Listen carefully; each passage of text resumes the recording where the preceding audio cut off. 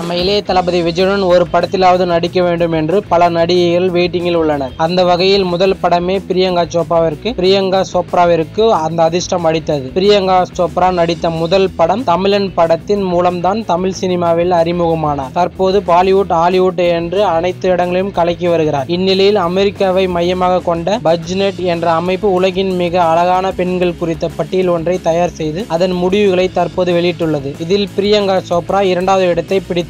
இளைய தளபதி விஜயின் படத்தின் மூலம் அறிமுகமாகி இன்று உலகளவில் பிரியங்கா சோப்ராவிற்கு கௌரவம் கிடைத்துள்ளது. இதற்காக இளைய தளபதி விஜயின் ரசிகர்கள் சார்பாக அவர்களுக்கு வாழ்த்துக்கள் தெரிவிக்கிறோம். இந்த தகவல்கள் உங்களுக்கு பிடித்திருந்தால் லைக் மற்றும் கமெண்ட் செய்யவும். மேலும் இளைய தளபதி விஜய் பற்றிய பல சுவாரஸ்யமான தகவல்களை அறிந்து கொள்ள கீழே உள்ள சப்ஸ்கிரைப் பட்டனை அழுத்தவும். கூடவே அந்த பெல் பட்டனையும் அழுத்தவும். நன்றி, வணக்கம்.